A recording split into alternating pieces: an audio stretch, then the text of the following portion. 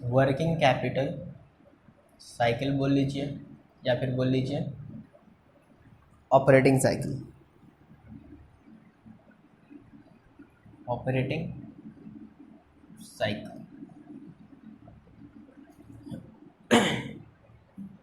Clear है यहाँ तक? क्या होता है मीनिंग लिखिएगा।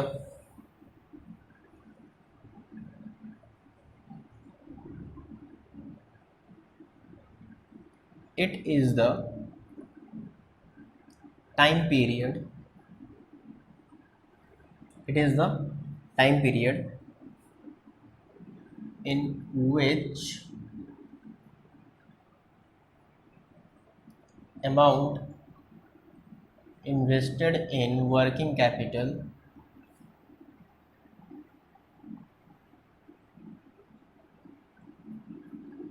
converted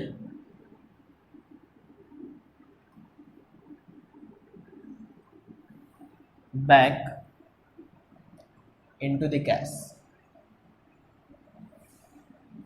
जिस टाइम पीरियड में आपका जो कैश है, जो कैश था, आप उसको वापस से साइकिलिंग करके वापस से उसको कैश में कन्वर्ट कर ले रहे हैं विद इन द पीरियड, उसको ही तो वर्किंग कैपिटल साइकिल बोलते हैं।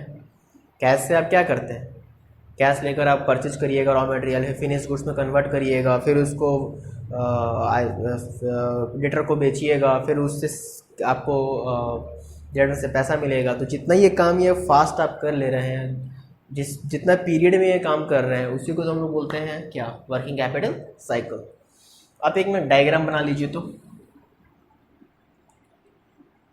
कैश था आपके पास, कैश लेकर किसके पास गए, क्रेडिटर के पास।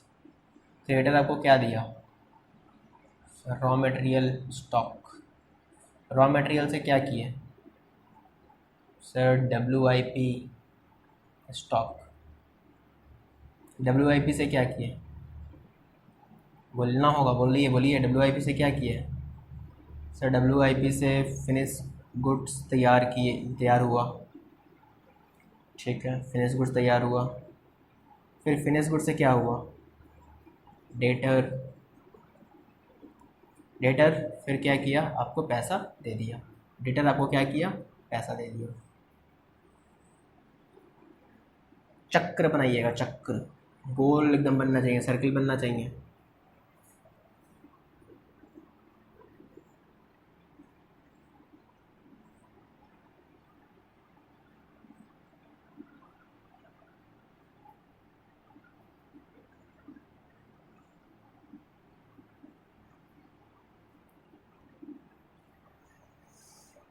समझे क्या, ध्यान से समझिएगा यहाँ से।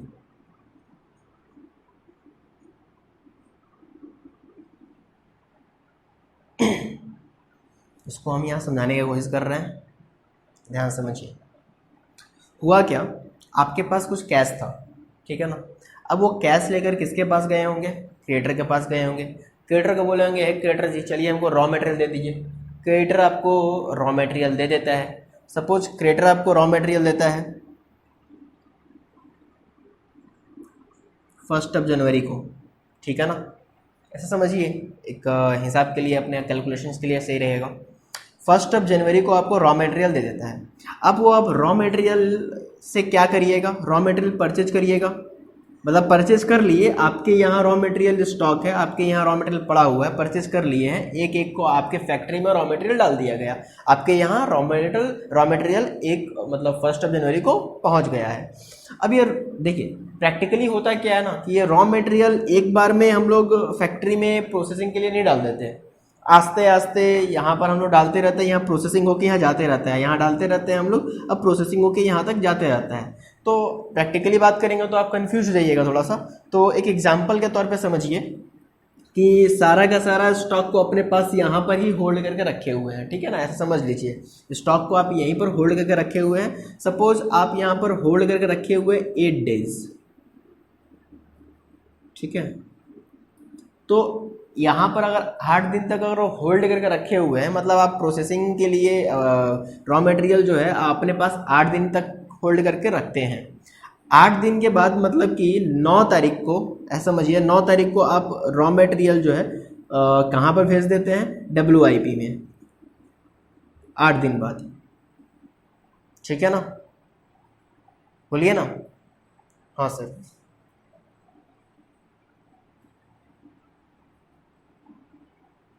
ओके, मान लीजिए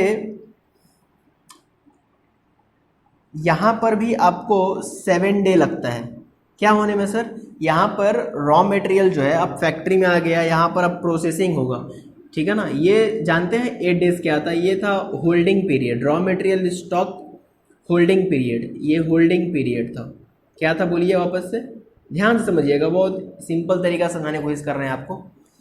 क्या हुआ समझे, क्या क्रेडिटर से आप रॉ मटेरियल खरीदे हैं, एक एक को आपका फैक्ट्री में आ गया, 8 दिन तक अपने फैक्ट्री में इसको रखें। जनरली ऐसा नहीं होता है, जनरली कुछ ना कुछ यहाँ तक जाते रहता है और यहाँ से कुछ ना कुछ यहाँ पर कन्वर्ट होते रहता है। तो मान लीजिए समझने के लिए 8 दिन तक आप अपने पास ही स्टॉक को रखें। 9 तारीख को यहाँ पर पहुँच गया होगा। WIP मतलब पूरा का पूरा प्रोसेस्ड होने में 7 दिन लगा। कितना दिन लगा, 7 डेज लगा, समझिएगा।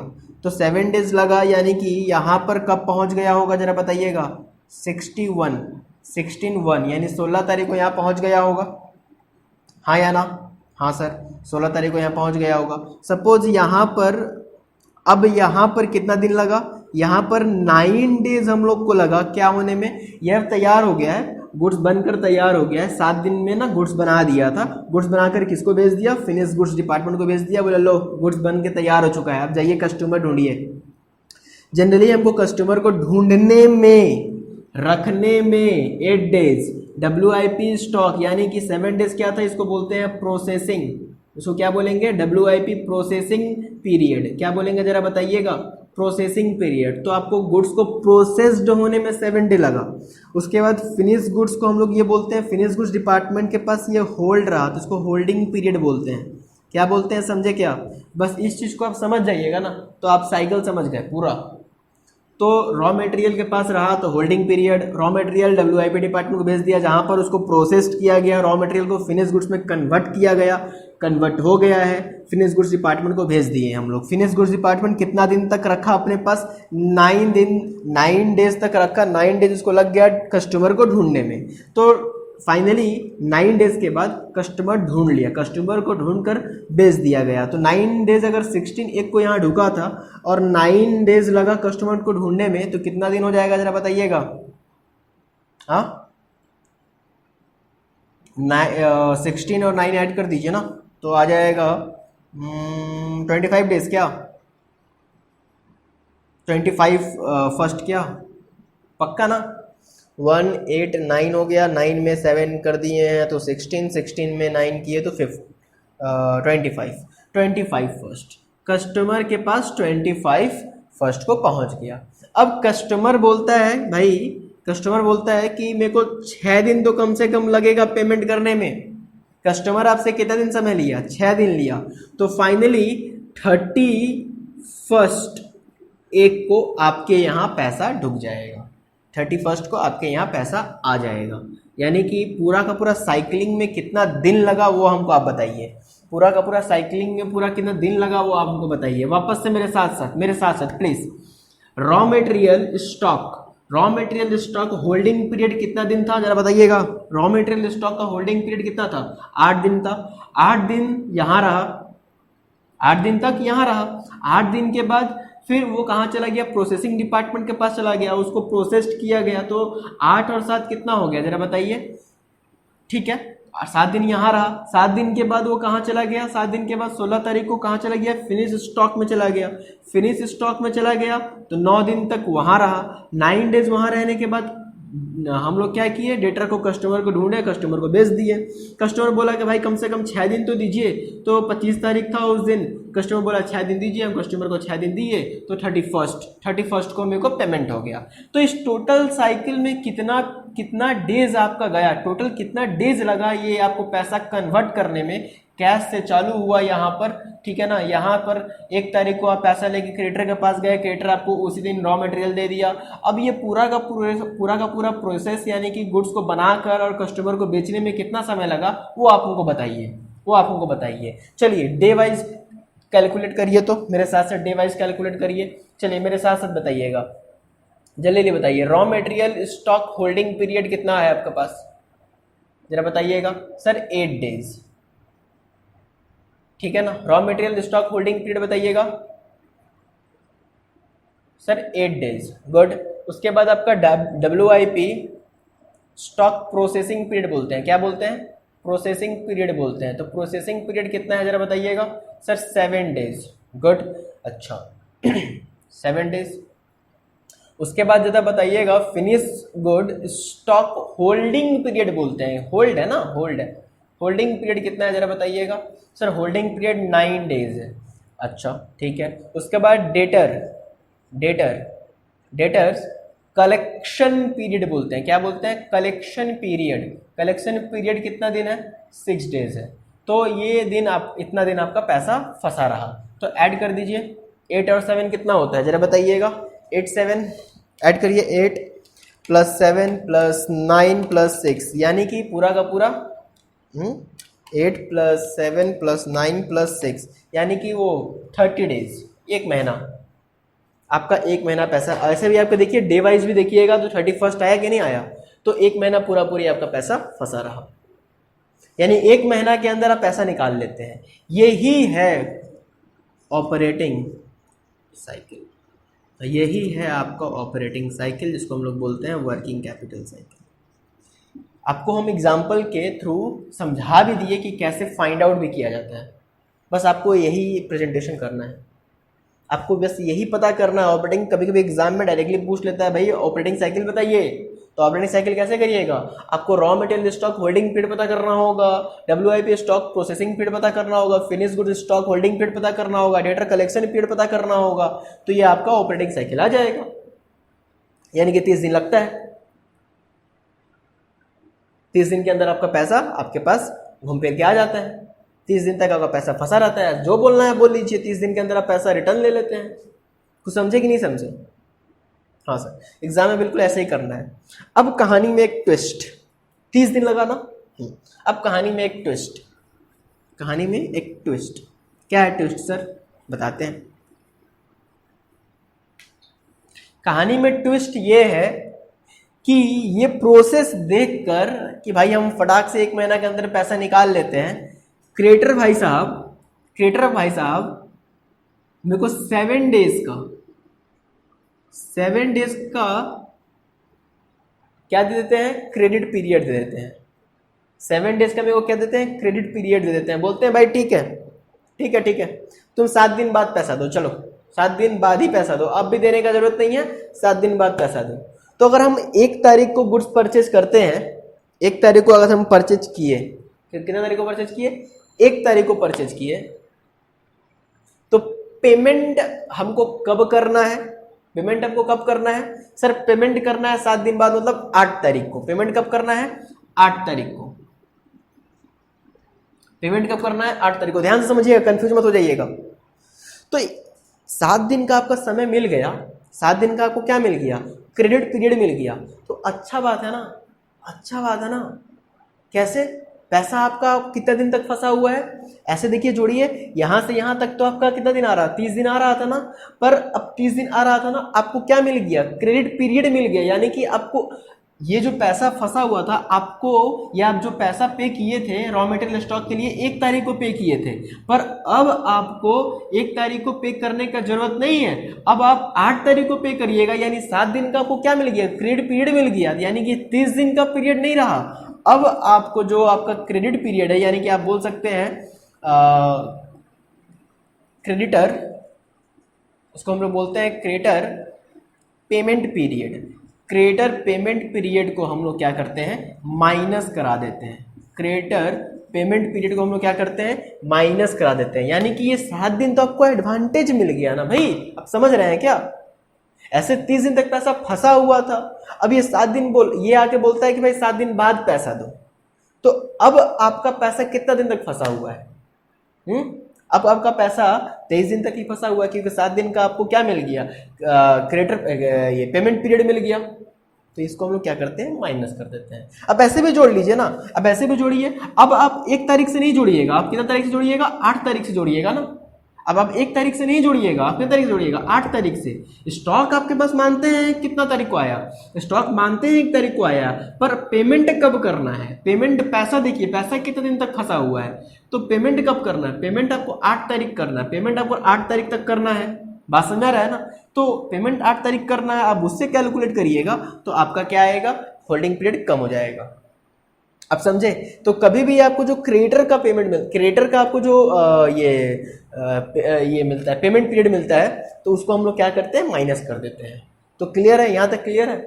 तो आपको पैसा कितना दिन में आपका पैसा सर्कुलेट हो जा रहा है, इसको हम बोलेंगे 23 डेज। अगर क्रिएटर पेमेंट पीरियड है तो इसको हम लोग माइनस कर देंगे। तो आपको स्टॉक में कितना दिन लगा, 8 दिन लगा, WIP में कितना दिन, 7 दिन लगा, फिनिश स्टॉक को कन्वर्ट बेचने में आपको 9 दिन लगा, डेटर को आपको डेटर से कलेक्शन करने में कितने दिन लगा, 6 दिन लगा, 6 दिन लगा। और आपको क्या बोलता है क्रिएटर, भाई क्रिएटर बोलता है चलो तुमको 7 दिन बाद पैसा देना होगा। हम बोले बहुत बढ़िया बात है, तब तो मेरा 23 दिन के अंदर पैसा निकल जा रहा है। तो जितना ज़्यादा आप क्रिएटर, जितना ज़्यादा अच्छा से आप कस्टमर यानी डेटर और आप क्रिएटर से अपना क्या बना कर रखते हैं, रिलेशनशिप बना कर रखते हैं, तो बढ़िया होगा। डेटर को आप कोशिश करिए कि जितना जल्दी उससे पैसा निकलवा लें, और क्रिएटर को कोशिश करिए कि उससे प्यार मोहब्बत से जितना डिले कर पाए, अब ज़बरदस्ती नहीं, प्यार मोहब्बत से, तो उतना आपका वर्किंग कैपिटल क्या होगा, ऑपरेटिंग साइकिल क्या होगा, बहुत फास्ट वर्क करेगा, उसका टर्नओवर बहुत ज़्यादा आएगा। क्लियर है। तो कैसे कंप्यूट होता है उसका हिंट भी दे दिए, ठीक है। पर ये बना लिए हैं क्या, पर स्टॉक होल्डिंग पीरियड निकालना होगा। क्वेश्चन में ऐसे सर्कल बनाकर ये प्लॉट करके नहीं दिया रहेगा, आपको क्या करना होगा, आपको बनाना पड़ेगा, आपको कंप्यूट करना पड़ेगा। Stock holding period, WIP stock processing period, finish good stock holding period, debtor collection period, creditor payment period, आपको ये क्या करना होगा, कंप्यूट करना होगा। और कंप्यूट करने के लिए एक चैप्टर है जिसका नाम है रेशियो, होप कि आप पढ़े होंगे। रेशियो चैप्टर से इसका सहारा लेना पड़ता है। अगर रेशियो चैप्टर आपका स्ट्रांग है तो आपको खास कोई दिक्कत नहीं पड़ेगा, पर अगर रेशियो चैप्टर आपका किया हुआ नहीं है तो थोड़ा बहुत दिक्कत होगा। ऐसा नहीं है कि आप नहीं कर पाइएगा, दिक्कत होगा, हम ये बोल रहे हैं। तो यहाँ तक आपको क्लियर होगा। बाकी स्टॉक होल्डिंग पीरियड जैसे एग्जांपल के तौर पे बताते हैं, डेटर कलेक्शन पीरियड याद है आप लोग को, डेटर कलेक्शन पीरियड कैसे निकलता था। पहले हम लोग क्या निकालते थे, पहले हम लोग निकालते थे आपका ये creditor turnover ratio, data turnover ratio निकालने के बाद हम लोग क्या करते थे, डेटर कलेक्शन पीरियड निकाल लेते थे। तो डेटर कलेक्शन पीरियड का मतलब समझ में आ रहा है ना। डेटर कलेक्शन पीरियड का मतलब कि कितना दिन के अंदर आप कलेक्ट कर लेते हैं पैसा, कितना दिन के अंदर आप कलेक्ट कर लेते हैं पैसा, कितना दिन के अंदर आप क्रेडिटर को पेमेंट करना पड़ता है। ये सब तरह तरह का प्रोसेसिंग है, पीरियड है। तो चलिए इस चीज़ को ध्यान में रखते हुए आप इसको ऐसे लिख भी लीजिए, इसको अच्छा से लिख लीजिए।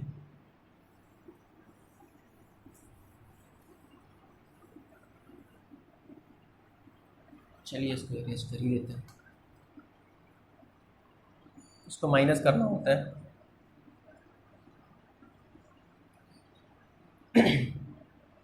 Raw material stock holding period,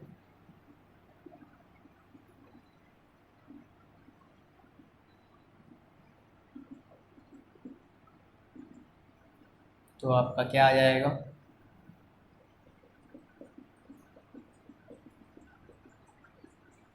बोलिएगा, ऑपरेटिंग साइकिल, जिसको हम लोग क्या बोलते हैं एक और नाम से, operating capital, working capital cycle.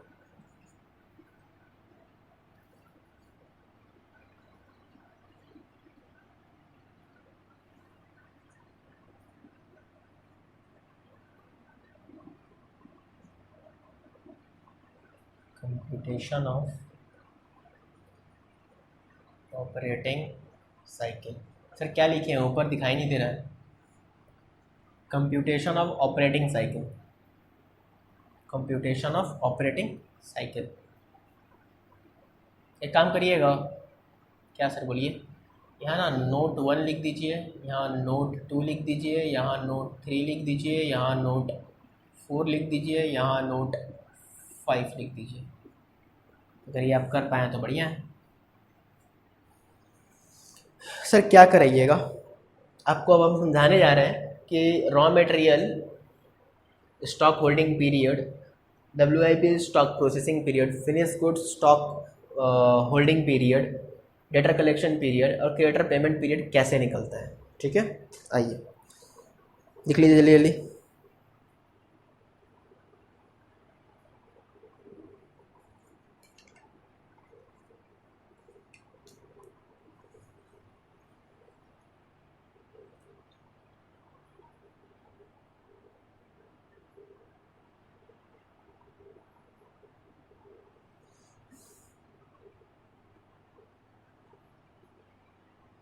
हो गया, चलिए।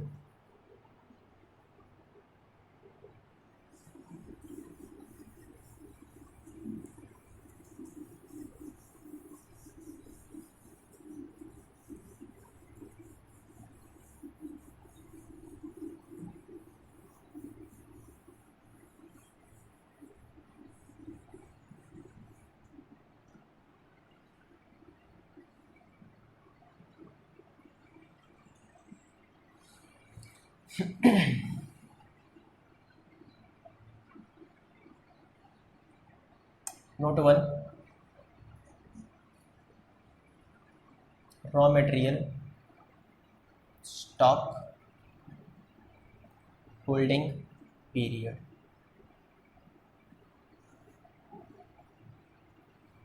पहले आपको निकालना पड़ेगा raw material consumption turnover ratio. उसके लिए आपको क्या लगेगा,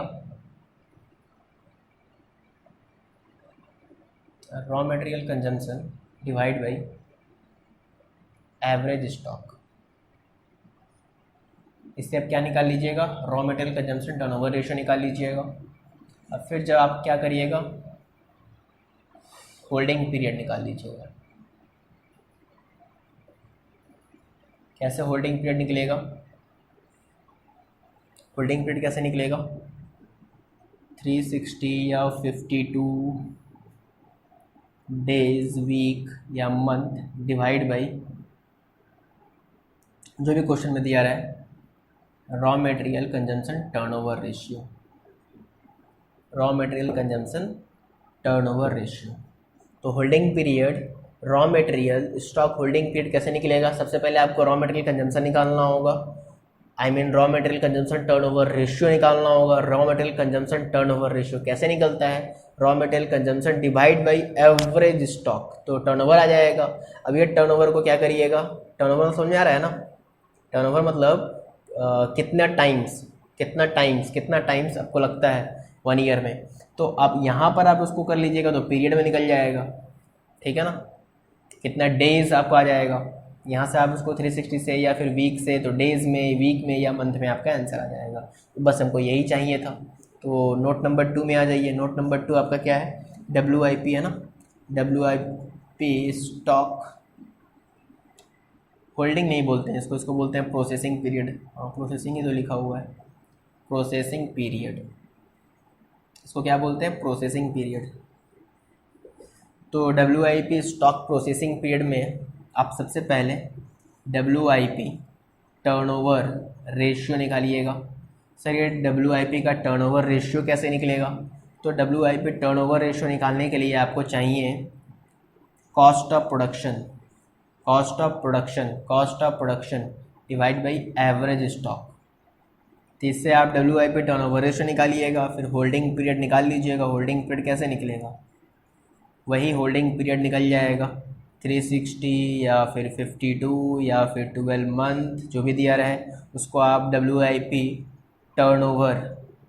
टर्नओवर रेशियो से डिवाइड कर दीजिए।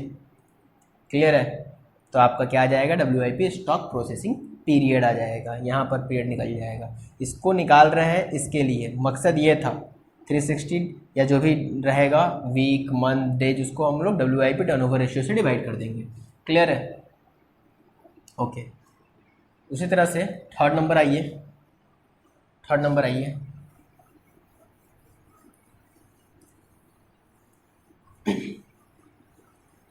थर्ड नंबर आइए।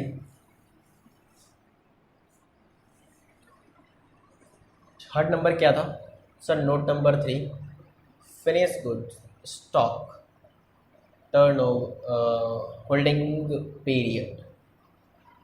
ये सर कैसे निकलेगा?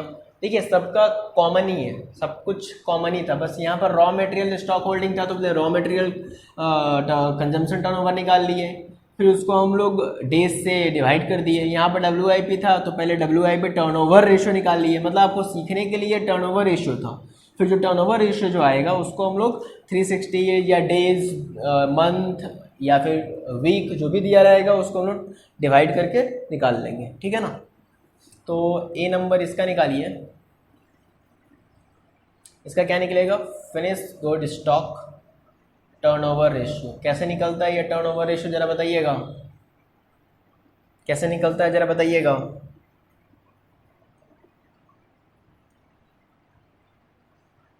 Cost of goods sold divide by average stock. उसके बाद सर होल्डिंग पीरियड। यहाँ एक तो मिस्टेक हो गया, यहाँ पर होल्डिंग पीरियड नहीं होता है, यहाँ पर प्रोसेसिंग पीरियड होता है, यहाँ प्रोसेसिंग पीरियड होता है, यहाँ होल्डिंग पीरियड। इसका होल्डिंग पीरियड कैसे निकलेगा आप बताइए सर? 360 या 52 या फिर 12 मंथ डिवाइड बाई हम लोग क्या कर देंगे सर? हम लोग जो finish good stock turnover ratio जो निकाले हैं ना उससे हम लोग डिवाइड कर देंगे तो आ जाएगा। चलिए note number 4, debtor collection period कैसे आएगा? Debtor collection period, debtor collection period ये तो आपका प्यारा है, बहुत बार किए होंगे। ए नंबर डेटा टर्नओवर रेशियो निकालना पड़ेगा, डेटा टर्नओवर रेशियो निकालना होगा। डेटा टर्नओवर रेशियो कैसे निकालते हैं आप लोग sir? Credit sales, credit sale क्या करते हैं आप लोग? क्रेडिट सेल्स डिवाइड बाई, बोलिए सर, एवरेज डेटर करते हैं हम लोग। अच्छा यहाँ जो एवरेज स्टॉक यूज कर रहे हैं ना, एवरेज स्टॉक मतलब देखिए यहाँ एवरेज स्टॉक का मतलब रॉ मटेरियल का एवरेज स्टॉक, यहाँ पर WIP का एवरेज स्टॉक, यहाँ पर फिनिश गुड्स का एवरेज स्टॉक। समझ में आ रहा है ना? तो कंफ्यूज मत हो जाइएगा। ये जो एवरेज स्टॉक है ये रॉ मटेरियल का एवरेज स्टॉक होगा, यहाँ पर जो एवरेज स्टॉक यूज हो रहा है वो WIP का एवरेज स्टॉक होगा, यहाँ जो एवरेज स्टॉक यूज हो रहा है वो फिनिश गुड्स का एवरेज स्टॉक होगा, ठीक है ना। नोट नंबर 4 में डेटर कलेक्शन पीरियड निकाल रहे हैं जिसमें हम लोग डेटर टर्नओवर रेशियो निकालने वाले हैं, credit sales divide by average debtor. अब हम लोग क्या निकालेंगे? कलेक्शन पीरियड बोलते हैं इसको, क्या बोलते हैं? Collection period. तो याद होगा कलेक्शन पीरियड कैसे निकालते थे आप लोग? कलेक्शन पीरियड निकालते थे आप लोग 360 डिवाइड बाई 52 या फिर 12 divide by debtor turnover ratio. Clear है? क्रेडिटर का निकाल लीजिए, क्रेडिटर का कैसे निकलेगा? क्रिएटर का नोट नंबर 5, क्रेडिटर ये लिख लिए हैं क्या?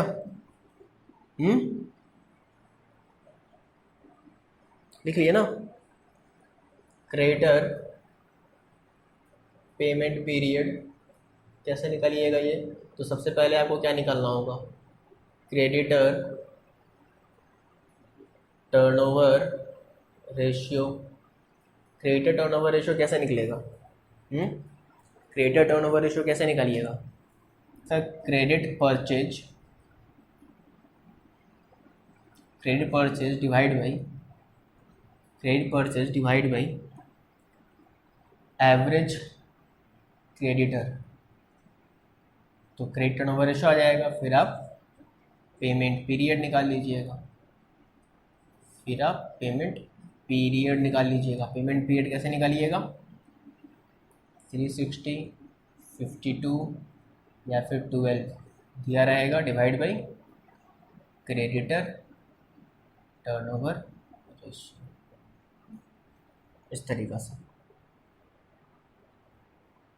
फिर आपको तो पूरा कंप्यूटेशन वाला चार्ट पहले ही बना दिए थे, तो जो फिगर्स आएगा उस कंप्यूटेशन वाला चार्ट पुट कर देंगे, वर्किंग कैपिटल ऑपरेटिंग साइकिल निकल जाएगा, ठीक है।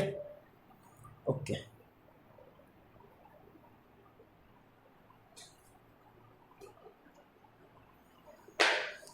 ओके, चलिए आज के लिए इतना ही रखते हैं। ओके, मिलते हैं नेक्स्ट क्लास में।